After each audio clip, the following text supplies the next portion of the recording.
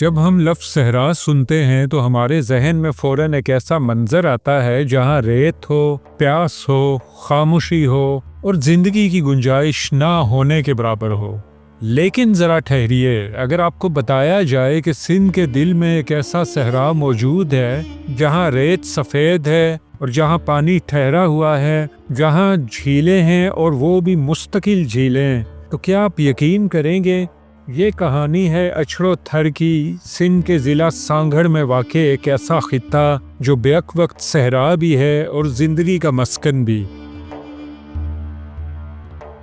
لیکن اچھڑو تھر کا سب سے بڑا تعارف اس کی ریت نہیں بلکہ اس کا پانی ہے۔ یہاں صحرا کے بیچوں بیچ ایسی جھیلیں موجود ہیں جو صرف بارش کے بعد نہیں بنتی بلکہ سال کے بیشتر حصے قائم و دائم رہتی ہیں۔ یہ جھیلیں نہ صرف موجود ہیں بلکہ زندہ ہیں۔ ان کے کناروں پر مویشی پانی پیتے ہیں، پرندے اترتے ہیں اور انسان اپنی روزمرہ زندگی کو ان جھیلوں سے جوڑے رکھتا ہے۔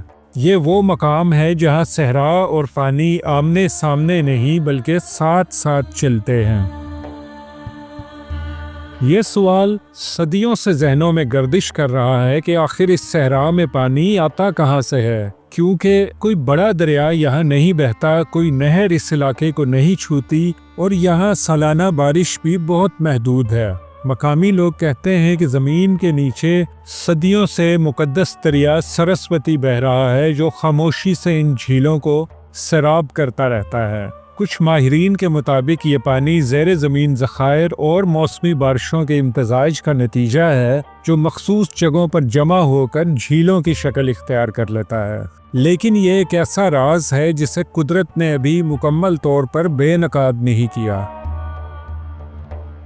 اچھڑو تھر میں پانی صرف ایک قدرتی منظر نہیں بلکہ زندگی کی علامت ہے۔ یہاں کے لوگ صدیوں سے ان جھیلوں کے ساتھ جینا سیکھ چکے ہیں۔ یہ پانی ان کے جانوروں کو زندہ رکھتا ہے، ان کے سفر کی سمت متعین کرتا ہے اور ان کے قیام کی جگہ طے کرتا ہے۔ بعض خاندان ان جھیلوں کے کنارے نسل در نسل آباد رہے ہیں کیونکہ جہاں پانی ہے وہیں زندگی ہے۔ جہاں پانی ہوتا ہے وہاں فطرت بھی سانس لیتی ہے۔ اچھڑو تھر کی جھیلیں صرف انسانوں کے لیے نہیں بلکہ پرندوں کے لیے بھی ایک محفوظ پڑاؤ ہیں۔ موسم بدلتا ہے تو آسمان سے مہمان اترتے ہیں، وہ خوبصورت پرندے جو ہزاروں میل کا سفر طے کر کے یہاں کچھ دن یا کچھ ہفتے گزارتے ہیں۔ یہ منظر خاموش ہے لیکن بے حد معنی خیز۔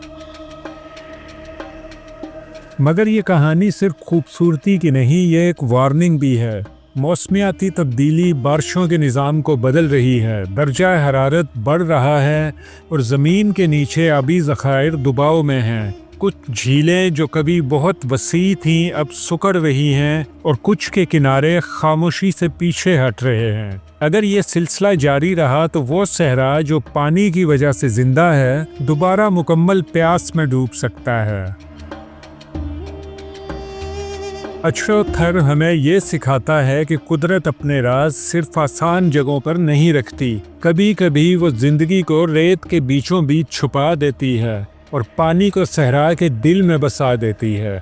یہ سفید صحرا ہم سے سوال کرتا ہے کہ کیا ہم اس نایاب اور پراسرار توازن کو سمجھ پائیں گے، کیا ہم اسے محفوظ رکھ پائیں گے، کیونکہ اگر پانی بچا تو کہانی بچی رہے گی اور اگر کہانی بچی تو اچھڑو تھر ہمیشہ زندہ رہے گا۔